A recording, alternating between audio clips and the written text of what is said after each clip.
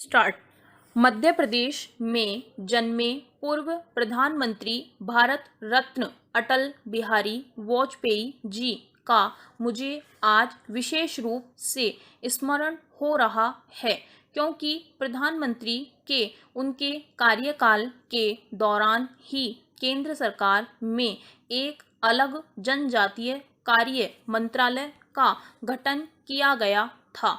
मुझे प्रसन्नता है कि अटल जी की सोच के अनुसार यह मंत्रालय निरंतर अपनी गतिविधियों को आगे बढ़ाता रहा है। पैरा।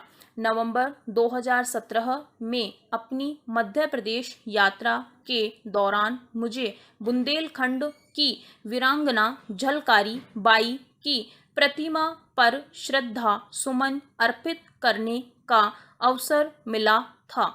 आज मुझे रानी दुर्गावती की मूर्ति पर पुष्पांजलि अर्पित करने और वहां वृक्षारोपण करने का सौभाग्य प्राप्त हुआ है।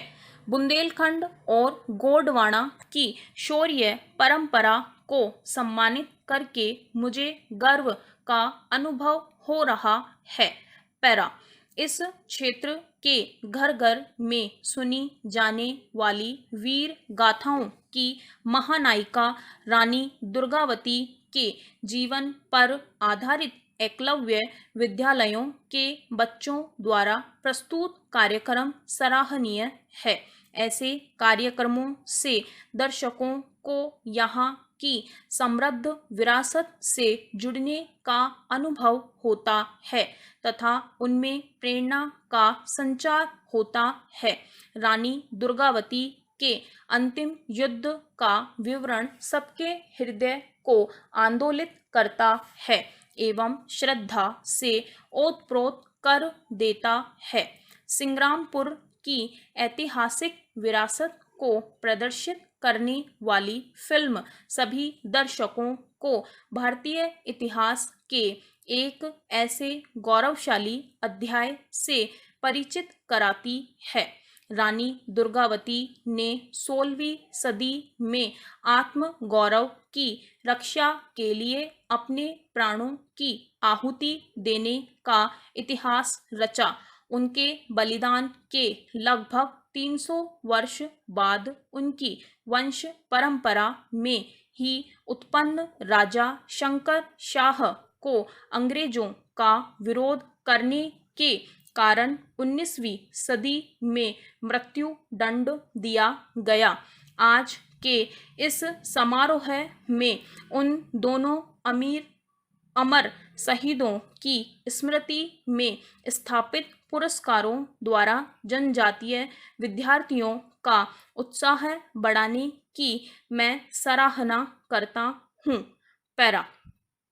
अंग्रेजी हुकूमत के दौर में यदि हमारे आदिवासी भाई बहनों ने अपनी वीरता और पराक्रम का प्रदर्शन न किया होता तो हमारी अमूल्य वन संपदा का और भी बड़े पैमाने पर दोहन हो चुका होता। इस प्रकार हमारे आदिवासी भाई बहन हमारे प्राकृतिक संसाधनों के प्रहरी और रक्षक रहे हैं। विभिन्न जनजातीय समुदायों ने हमारे संविधानता संग्राम में गौरवशाली योगदान दिया है। हमारे वे जनजातीय शहीद केवल स्थानीय रूप से ही नहीं पूजे जाते हैं, बल्कि पूरे देश में उन्हें सम्मान के साथ याद किया जाता है। मुझे यह जानकर प्रसन्नता हुई है कि जनजातीय स्वतंत्रता संग्राम सेनानियों की वीर गाथाओं को संरक्षित करने एवं आम जन तक पहुंचाने के उद्देश्य से एक संग्रहालय का निर्माण किया जा रहा है। कुल जनसंख्या की दृष्टि से लगभग 1.5 करोड़ से अधिक की देश में सबसे बड़ी जनजातीय आबादी मध्य प्रदेश में ही है। अतः मध्य प्रदेश में आयोजित यह जनजातीय सम्मेलन अत्यंत महत्वपूर्ण है। आज के इस सम्मेलन में कला प्रशिक्षण हेतु वर्चुअल क्लास के पोर्टल का उद्घाटन करके मुझे प्रसन्नता हुई है। ऐसे विशेष प्रयासों के बल पर जनजातीय युवाओं को ट्रैक्रोलॉजी और कला साहित्य के माध्यम से उत्कृष्ट शिक्षा प्रदान करके उन्हें आधुनिक भारत के निर्माण में सहभागी बनाना है। पैरा जनजातीय समुदायों के तीज त्योहार और मेले इतने आकर्षक होते हैं कि प्रत्येक व्यक्ति का हृदय आनंद से भर उठता है। आज के कार्यक्रमों में हमारी समृद्ध संस्कृति की झलक देखने को मिली है। मैं सभी आयोजकों व कलाकारों को बधाई देता हूँ। पैरा हम सबको यह स्पष्ट रूप से समझ लेना चाहिए कि आदिवासी समुदाय का कल्याण तथा विकास पूरे देश के कल्याण और विकास से जुड़ा हुआ है। इसी सोच के साथ केंद्र एवं राज्य की सरकारों द्वारा जनजातियों के आर्थिक व सामाजिक विकास के लिए विभिन्न योजनाएं संचालित की जा रही है। पैरा यह मध्य प्रदेश के निवासियों का सौभाग्य है कि श्रीमती आनंदीबेन पटेल यहाँ की राज्यपाल है, जो अपने लंबे और प्रभावशाली जनसेवा के अनुभव के बल पर राज्य का कुशल मार्गदर्शन कर रही है।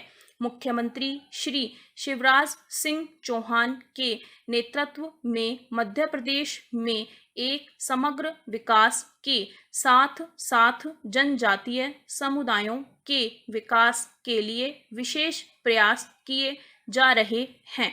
इसके लिए मैं उनकी और राज्य सरकार की पूरी टीम की सराहना करता हूँ।